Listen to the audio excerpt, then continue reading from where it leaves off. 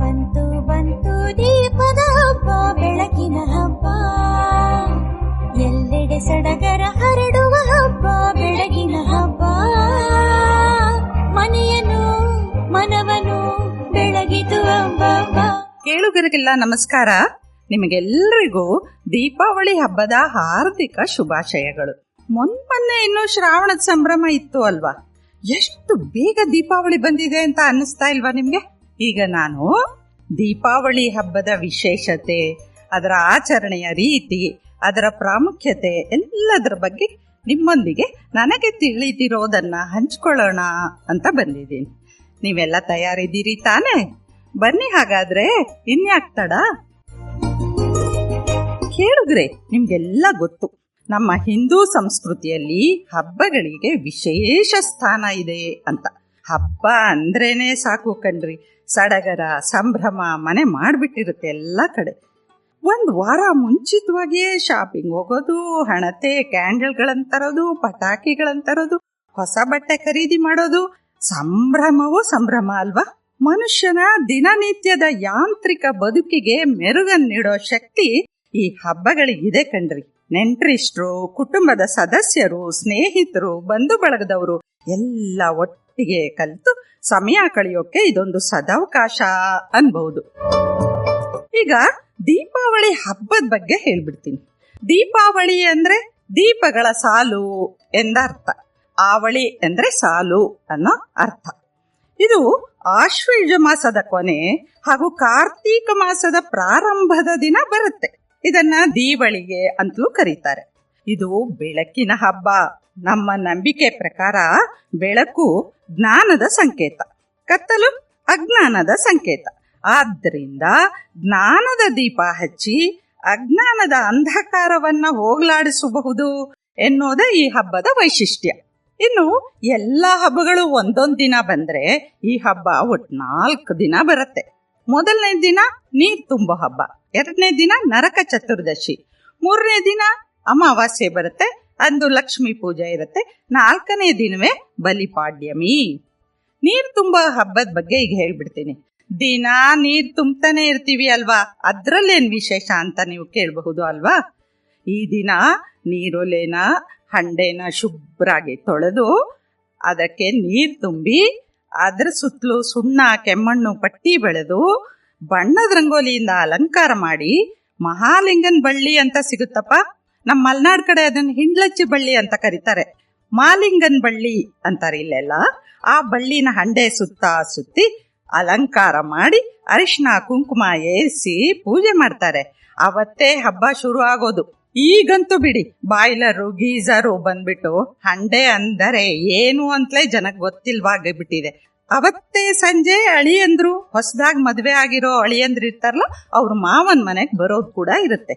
ಅವರನ್ನ ಸ್ವಾಗತ ಮಾಡಿ ಮಣೆ ಮೇಲ್ ಕೂರಿಸಿ ಆರತಿ ಎತ್ತಿ ಉಡುಗೊರೆ ಕೊಟ್ಟು ಹಬ್ಬದ ಊಟ ಬಡಿಸಿ ಸಂಭ್ರಮಿಸ್ತಾರೆ ಹೆಣ್ಣು ಹೆತ್ತವರು. ಅದೇನು ಅವತ್ತು ಅಳಿಯಂದ್ರಿಗೆ ಯಾಕೆ ಅಷ್ಟೊಂದು ಉಪಚಾರ ಮಾಡ್ತಾರೆ ಅಂತ ಕೇಳ್ತೀರಾ? ಅಂದ್ರೆ ಅಳಿಯಂದ್ರು ದೇವರ ಸಮಾನ, ಶ್ರೀಮನ್ ನಾರಾಯಣನ ಸ್ವರೂಪ ಅನ್ನೋ ನಂಬಿಕೆ ನಮ್ಮಲ್ಲಿದೆ. ಇನ್ನು ಮಾರನೇ ದಿನವೇ ನರಕ ಚತುರ್ದಶಿ ಬರುತ್ತೆ. ಶ್ರೀಕೃಷ್ಣ ನರಕಾಸುರ ಎನ್ನೋ ರಾಕ್ಷಸನನ್ನ ಸಂಹಾರ ಮಾಡಿ ವಾಪಸ್ಸಾದ ದಿನ ಅದು. ಪುರಾಣದ ಪ್ರಕಾರ ಇದಕ್ಕೊಂದು ಕಥೆನೇ ಇದೆ. ನರಕಾಸುರ ಅನ್ನೋ ಹೆಸರಿನೊಬ್ಬ ರಾಕ್ಷಸ ಇದ್ನಂತೆ. ಇವನು ಹುಟ್ಟಿದ ರೀತಿನೇ ವಿಚಿತ್ರವಾಗಿದೆ ಅಂತ ಹೇಳಲಾಗತ್ತೆ. ಶ್ರೀಮನ್ ನಾರಾಯಣ ವರಾಹಾವತಾರ ಎತ್ತಿ ಭೂಮಿನ ಉದ್ಧರಿಸಿದ ನಂತರ ಅವನ ಶರೀರದಿಂದ ಬಿದ್ದ ಒಂದು ತೊಟ್ಟು ಬೆವರು ಅಸುರಾಕೃತಿ ಅಂದ್ರೆ ರಾಕ್ಷಸಾಕೃತಿಯನ್ನು ಪಡೆದು ನರಕಾಸುರ ಆಗಿದ್ದ ಅಂತಾನೂ ಪ್ರತೀತಿ ಇದೆ. ಮುಂದೆ ಇವನು ಪ್ರಾಗ್ಜ್ಯೋತಿಷಪುರಕ್ಕೆ ರಾಜನಾಗ್ತಾನಂತೆ. ಆದರೆ ಕೆಟ್ಟ ಗುಣಗಳೆಲ್ಲ ಕೆಲವು ಅವನಲ್ಲಿತ್ತು. ಹಾಗಾಗಿ ಅಲ್ಲಿಯ ಪ್ರಜೆಗಳನ್ನ, ಮದುವೆ ವಯಸ್ಸಿಗೆ ಬಂದ ಹೆಣ್ಮಕ್ಳನ್ನ ಬಂಧಿಸಿಟ್ಟು ಕಾಟ ಕೊಡ್ತಿದ್ನಂತೆ. ಜನ ಅವನ ಕಾಟ ತಾಳ್ಲಾರದೆ ಕೃಷ್ಣನ್ ಮೊರೆ ಹೋಗ್ತಾರಂತೆ. ಆಗ ಕೃಷ್ಣ ಅವನನ್ನ ಸಂಹಾರ ಮಾಡಿ ವಾಪಸ್ಸಾದ ದಿನವೇ ಈ ನರಕ ಚತುರ್ದಶಿ ಅಂತಾರೆ. ಆಶ್ವಯುಜ ಕೃಷ್ಣ ಪಕ್ಷದ ಚತುರ್ದಶಿಯ ಕಗ್ಗತ್ಲಲ್ಲಿ ಅವನನ್ನ ಕೊಂದು ವಾಪಸ್ಸಾದಾಗ ಜನ ಊರನ್ನ ಸಾಲು ದೀಪಗಳಿಂದ ಅಲಂಕರಿಸಿ ಆರತಿ ಎತ್ತಿ ಬರಮಾಡ್ಕೊಂಡ್ರು ಅಂತ ಹೇಳಲಾಗತ್ತೆ. ಈ ದಿನವೇ ತೈಲಾಭ್ಯಂಜನ ಸ್ನಾನ ಮಾಡೋದು. ಇವತ್ತಿನ ಸ್ನಾನ ಬಹಳ ಬಹಳ ಪವಿತ್ರವಾದದು ಅನ್ನೋದು ನಮ್ಮ ನಂಬಿಕೆ. ಇಂದು ಮಂಗಳ ಸ್ನಾನ ಮಾಡಿದವರಿಗೆ ನರಕವೇ ಇಲ್ಲ ಅನ್ನೋ ನಂಬಿಕೆ ಇದೆ. ತೈಲೇ ಲಕ್ಷ್ಮಿ ಜಲೇ ಗಂಗಾ ಅಂತಾರೆ. ಸೂರ್ಯ ಹುಟ್ಟೋಕ್ಕೂ ಮುಂಚೆ ಎದ್ದು ಎಣ್ಣೆ ಸ್ನಾನ ಮಾಡಿ ಹೊಸ ಬಟ್ಟೆ ಧರಿಸಿ ಪಟಾಕಿ ಹೊಡೆದು ಸಂಭ್ರಮಿಸ್ತಾರೆ ಜನ. ಇನ್ನೂ ನಕ್ಷತ್ರಗಳು ಕಾಣ್ತಾ ಇರುವಾಗ್ಲೇ ಸ್ನಾನ ಮಾಡಿದ್ರೆ ಪವಿತ್ರ ಗಂಗೆಯಲ್ಲಿ ಸ್ನಾನ ಮಾಡಿದ ಪುಣ್ಯ ಬರುತ್ತೆ ಅನ್ನೋ ನಂಬಿಕೆ ನಮ್ಮಲ್ಲಿದೆ.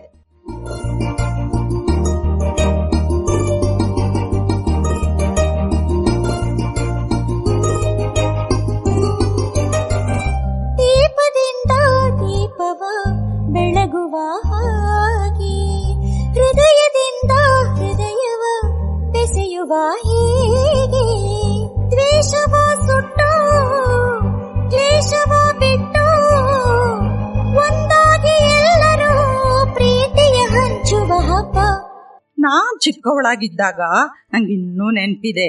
ದೀಪಾವಳಿ ಬಂತು ಅಂದ್ರೆ ಸಾಕು, ನಾವೆಲ್ಲ ಅಜ್ಜನ ಮನೆಗೆ ಹೋಗ್ಬಿಡ್ತಿದ್ವಿ. ಅಲ್ಲೇ ಹಬ್ಬನ ಮಾಡ್ತಾ ಇದ್ದಿದ್ದು.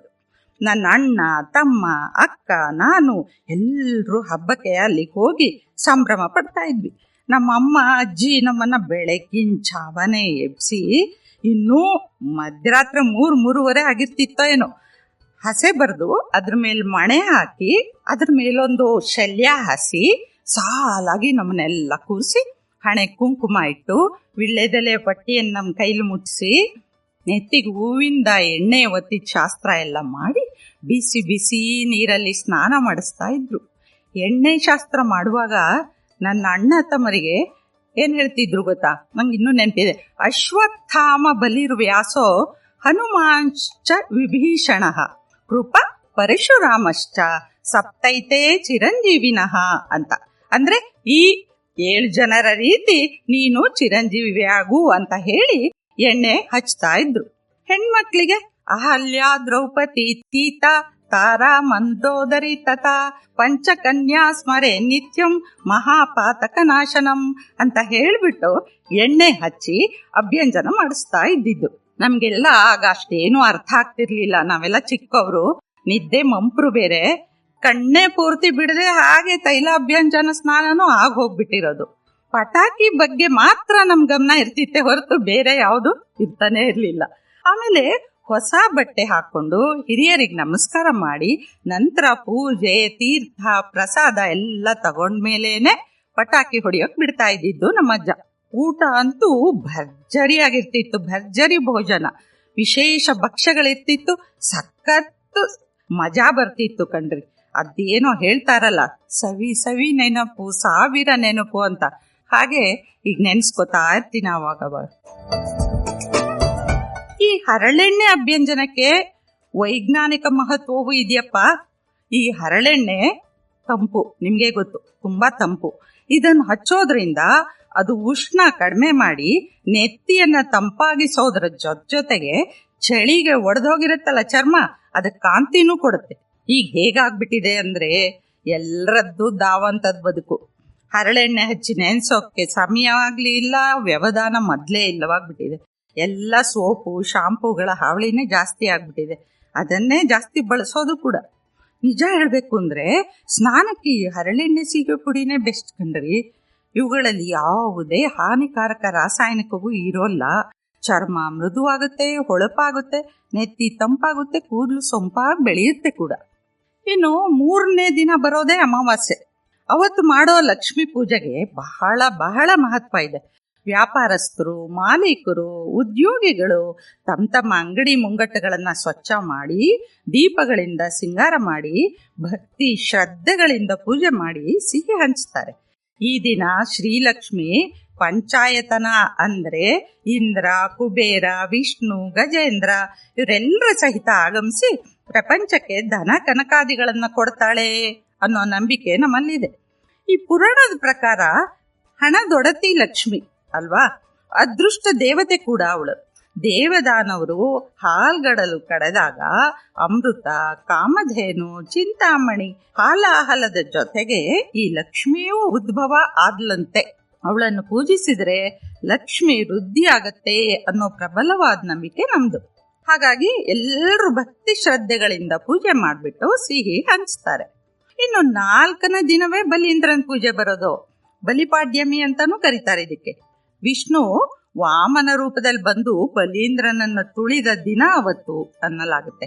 ಇದ್ರ ಬಗ್ಗೆ ಸ್ವಲ್ಪ ಹೇಳ್ಬಿಡ್ತೀನಪ್ಪ. ಈ ಪ್ರಹ್ಲಾದ ಇದ್ದಾನಲ್ಲ, ಅವರ ಮೊಮ್ಮಗ ಈ ಬಲಿ ಚಕ್ರವರ್ತಿ. ಮಹಾವಿಷ್ಣು ಭಕ್ತ, ಬಲಶಾಲಿ, ದಾನಶೂರ ಕೂಡ. ಆದ್ರೆ ಅಷ್ಟೇ ದುರಹಂಕಾರಿ. ನಮ್ಮ ವಿಷ್ಣುಗೆ ಇವನ ಸದ್ಗುಣಗಳ ಬಗ್ಗೆ ಮೆಚ್ಚುಗೆ ಇದ್ರೂ ಅವನಲ್ಲಿರೋ ಅಹಂಕಾರ ಇದೆಯಲ್ಲ, ಅದನ್ನ ನಾಶ ಮಾಡೋ ಆಸೆ ಇತ್ತನು.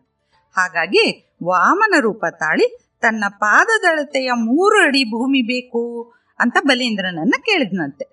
ಬಲೀಂದ್ರ ಏನ್ ಮಾಡ್ದ, ಮೊದಲೇ ದಾನಶೂರ, ಇಲ್ಲ ಅಂತ ಹೇಳಿ ಗೊತ್ತೇ ಇಲ್ಲ, ಜೊತೆಗೆ ಓಹ್ ಇಷ್ಟೇನಾ ಅದ್ಯಾವ ಮಹಾ ಅನ್ನೋ ಅಹಂಕಾರ ಬೇರೆ.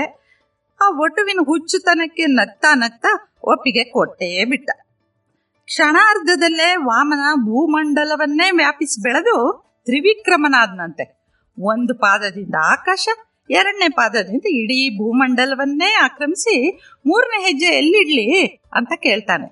ಆಗ ಬಲಿ ಶಿರಬಾಗಿ ಕುಳಿತುಕೊಂಡು ತನ್ನ ತಲೆ ಮೇಲಿಡ್ಲಿಕ್ಕೆ ಹೇಳ್ತಾನೆ. ತಕ್ಷಣ ವಾಮನ ಅವನನ್ನ ಪಾತಾಳಕ್ಕೆ ದಬ್ತಾನೆ. ಆ ನಂತರ ಲೋಕದ ಚಿರಂತನ ಸಾರ್ವಭೌಮತ್ವವನ್ನ ಕೊಡ್ತಾನೆ ಅಂತ ಕಥೆಯಲ್ಲಿ ಬರುತ್ತೆ.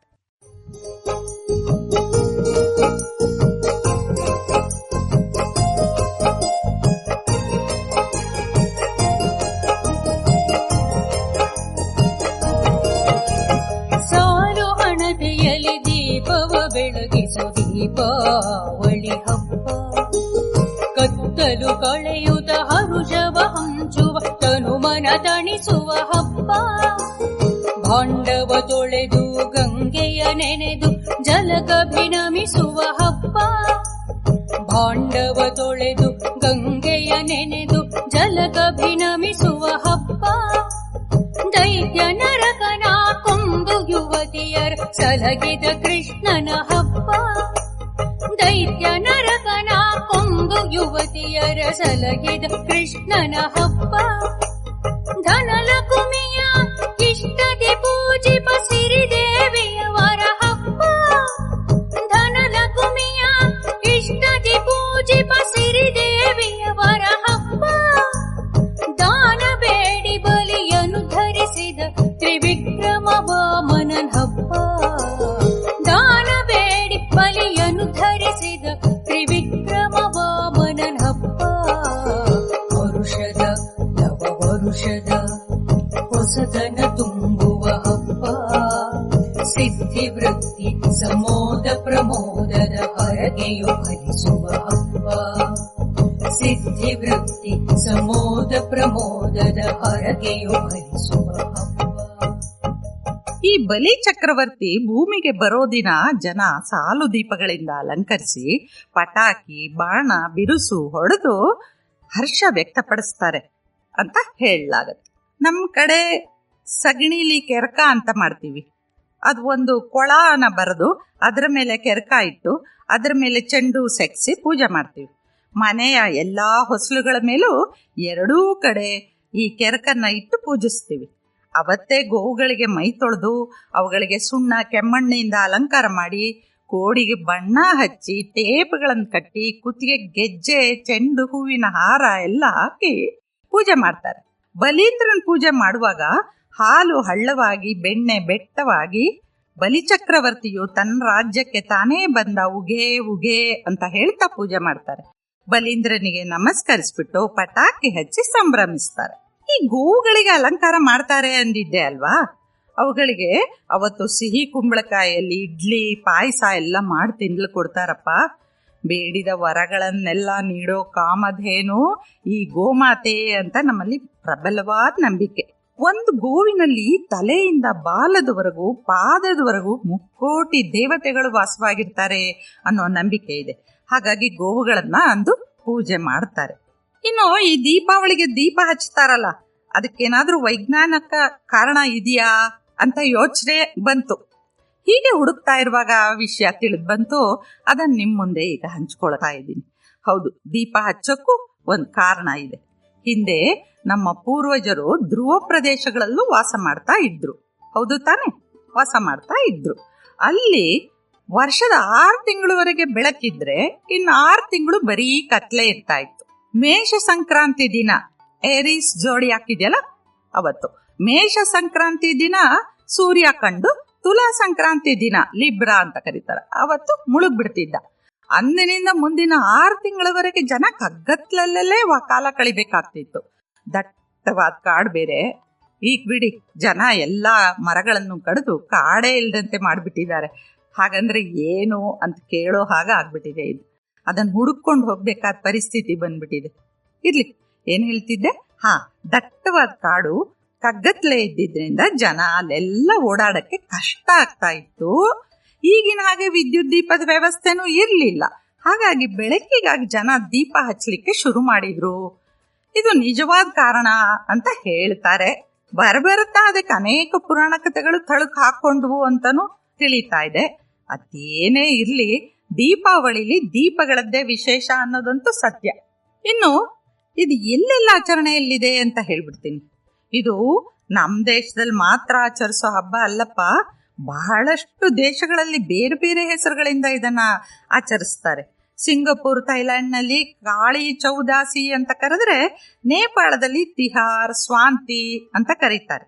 ಮಲೇಷಿಯಾದಲ್ಲಿ ಹರಿ ದೀಪಾವಳಿ ಅಂತಾರೆ. ಅಷ್ಟೇ ಯಾಕೆ, ನಮ್ಮ ದೇಶದಲ್ಲೇ ರಾಜಸ್ಥಾನದಲ್ಲಿ ಚೌದಾಸ್ ಅಂತ ಕರೆದ್ರೆ, ಮಹಾರಾಷ್ಟ್ರದಲ್ಲಿ ಬಲಿ ಪ್ರತಿಪದ ಅಂತ ಕರೀತಾರೆ. ಕರ್ನಾಟಕದಲ್ಲಿ ದೀಪಾವಳಿ ಅಂತ ಹೇಳಿದ್ರೆ ಜೈನರು ದಿವಾಲಿ ಅಂತಾರೆ, ಸಿಖ್ರು ಧನ್ತೆರಾಸ್ ಅಂತಾರೆ. ಇಷ್ಟೇ ಅಲ್ಲದೆ UK, Netherlands, Canada, Mauritius, Fiji, Japan, Indonesia, Sri Lanka ಹೀಗೆ ಹಲವಾರು ದೇಶಗಳಲ್ಲೂ ಇದರ ಆಚರಣೆ ಇರೋದನ್ನ ನಾವು ಕಾಣ್ತೀವಿ. ಕೇಳುಗ್ರೆ, ಇನ್ನು ಪಟಾಕಿ ಬಗ್ಗೆ ಬರೋಣ. ದೀಪಾವಳಿ ಅಂದ್ರೇನೆ ಪಟಾಕಿ ಹಬ್ಬ, ಅದಿಲ್ದೆ ಹಬ್ಬನೇ ಇಲ್ಲ ಅನ್ನುವಷ್ಟು ಈ ಪಟಾಕಿ ಜನಜನಿತ ಆಗ್ಬಿಟ್ಟಿದೆ. ದೀಪಾವಳಿ ಹಬ್ಬ ಅಂದ್ಕೂಡ್ಲೆ ತೈಲಾಭ್ಯಂಜನ, ಹೊಸ ಬಟ್ಟೆ, ಹಣತೆ, ಕ್ಯಾಂಡಲ್, ರಂಗೋಲಿ, ತೋರಣ, ಪೂಜೆ, ಹಬ್ಬದಡಿಗೆ, ನೆಂಟ್ರು ಇತ್ಯಾದಿ ಇತ್ಯಾದಿ ನೆನಪಿಗೆ ಬಂದ್ರೂ ಥಟ್ ಅಂತ ನಮ್ ಕಣ್ಮುಂದ್ ಬರೋದೇನೇಳಿ ಪಟಾಕಿನೇ, ಸರಿ ತಾನೆ? ಅದಿಲ್ದೆ ಹಬ್ಬನೇ ಇಲ್ಲ ಎಂಬಷ್ಟು ಜನಜನಿತ ಆಗ್ಬಿಟ್ಟಿದೆ ಅದು. ಈಗ ಇದ್ರ ಬಗ್ಗೆ ಸ್ವಲ್ಪ ಚಿಂತನೆ ಮಾಡೋಣಪ್ಪ. ಇದ್ರಿಂದ ಏನಾದ್ರೂ ಲಾಭ ಇದೆಯಾ? ನಂಗಂತೂ ಏನು ಕಾಣಿಸ್ತಾ ಇಲ್ಲ. ವೃಥಾ ಹಣ ಖರ್ಚು. ಜೊತೆಗೆ ಇವು ಉಗುಳೋ ಕಪ್ಪು ದಟ್ಟ ಹೊಗೆ ಇದೆಯಲ್ಲ, ಅದು ವಾತಾವರಣನೇ ಕಲುಷಿತಗೊಳಿಸೋದ್ರ ಜೊತೆಗೆ ಆಸ್ತಮಾದಂತಹ ಮಾರಕ ಕಾಯಿಲೆಗಳನ್ನು ತರ್ತಾ ಇದೆಯಪ್ಪ. ಇದ್ರ ಕಿವಿಗೆ ಅಡಚಿಕ್ಕುವಂತಹ ಕರ್ಕಶ ಶಬ್ದ ತರಂಗಗಳು ಕಿವಿ ಕಿವುಡು ಮಾಡೋ ಸಾಧ್ಯತೆನೂ ಇದೆ. ಎಷ್ಟೋ ವೃದ್ಧರಿಗೆ, ಹೃದಯ ಸಂಬಂಧಿ ಕಾಯಿಲೆಯಿಂದ ನರಳ್ತಾ ಇರೋರಿಗೆ ವಿಶ್ರಾಂತಿ ಬೇಕಿರುತ್ತೆ ಅಲ್ವಾ? ಅದು ಇದರಿಂದ ಸಿಗ್ತಾ ಇಲ್ಲ. ಎಳೆ ಮಕ್ಕಳು ಮನೇಲಿದ್ರೆ ಅವು ಭಯಪಟ್ಟು ರಜ್ಜೆ ಹಿಡಿಯುತ್ತವೆ. ಎಷ್ಟೋ ಅಮಾಯಕ ಮಕ್ಕಳ ದೃಷ್ಟಿಯನ್ನು ಕೂಡ ಬಲಿ ತೆಗೆದುಕೊಂಡಿದೆ ಪಟಾಕಿಗಳು. ಅವನ್ನ ಶಾಶ್ವತವಾಗಿ ಕತ್ಲೆಗೆ ನೂಕಿದ್ದು ಇದೆ. ಸರಿ ತಾನೇ ನಾನು ಹೇಳ್ತಾ ಇರೋದು? ಈ ಹಬ್ಬದ ಮಾರನೇ ದಿನ ಏನಾದ್ರೂ ಟಿವಿ ಏನಾರು ಹಾಕ್ಬಿಟ್ರೆ, ದಿನಪತ್ರಿಕೆ ಓದಕ್ಕೆ ಅಂತ ಏನಾದ್ರೂ ಕೂತ್ರೆ ನಮ್ ಕಣ್ಣಿಗೆ ಕಾಣೋದೇನು ಇಂಥದ್ದೇ ಸುದ್ದಿ. ಪಟಾಕಿಗೆ ಬೆಂಕಿ ಕೊಟ್ಟು ದೂರ ಏನೋ ಓಡ್ ಬರ್ತಾರೆ, ಯಾಕೋ ಇನ್ನು ಸಿಡಿಲೇ ಇಲ್ವಲ್ಲ ಅಂತ ಹತ್ರ ಹೋಗಿ ಅದು ಸಿಡಿದು ಮುಖ ಮೈಕ ಎಲ್ಲ ಸುಟ್ಕೊಂಡಿದ್ದನ್ನ ಬೇಕಾದಷ್ಟು ಕಂಡಿದೀವಿ, ಕೇಳಿದೀವಿ ಕೂಡ. ಇಂಥ ಪಟಾಕಿ ಬೇಕಾ? ಅದನ್ನ ಹೊಡಿಬೇಕಾ? ಆದ್ರೂ ಕೆಲವರು ನಾವು ಹೊಡಿಲೇಬೇಕಪ್ಪ, ಅದ್ರಲ್ಲೇ ಮಜಾ ಸಿಗೋದು ಅಂತ ಅನ್ನೋರು ಇರ್ತಾರೆ. ಅಂಥವ್ರಿಗೆ ನಾನು ಹೇಳೋದೇನಪ್ಪ ಅಂದ್ರೆ, ದಯವಿಟ್ಟು ಕೆಲವು ಮುಂಜಾಗ್ರತಾ ಕ್ರಮಗಳನ್ನು ಪಾಲಿಸಿಪ್ಪ. ಈ ಪಟಾಕಿ ಸಿಡಿಸುವಾಗ ಮಕ್ಕಳನ್ನ ಅವರಿಗೆ ಹೊಡೆಯಕ್ಕೆ ಅಂತ ಬಿಟ್ಬಿಡ್ಬೇಡಿ. ಪಾಲಕರು ಜಾಗ್ರತೆ ವಹಿಸಿ. ಆದಷ್ಟು ಹತ್ತಿಯಿಂದ ತಯಾರಿಸಿದ ಉಡುಪನ್ನೇ ಧರಿಸಿ, ಅದೇ ಸುರಕ್ಷಿತ. ಯಾಕೆಂದ್ರೆ ನೈಲಾನ್ ಉಡುಪುಗಳು, ಈ ಶಿಫಾನು, ಜಾರ್ಜೆಟ್ಟು, ಸ್ಯಾಟಿನ್ನು, ರೇಷ್ಮೆ ಅಂತ ಬಟ್ಟೆಗಳೆಲ್ಲ ಇದ್ರೆ ಅವೆಲ್ಲ ವಿದ್ಯುತ್ ವಾಹಕಗಳು, ಬಹಳ ಬೇಗ ಬೆಂಕಿಯನ್ನು ತಗೊಂಡ್ಬಿಡ್ತವೆ. ಆದ್ರಿಂದ ಅನಾಹುತ ಆಗೋದು ಬೇಡ. ಇದು ಒಳ್ಳೇದಲ್ಲ ಅಂತ ವೈದ್ಯರುಗಳು ಹೇಳ್ತಾನೇ ಇದ್ದಾರೆ, ಎಚ್ಚರಿಕೆ ಕೊಡ್ತಾನೇ ಇದ್ದಾರೆ.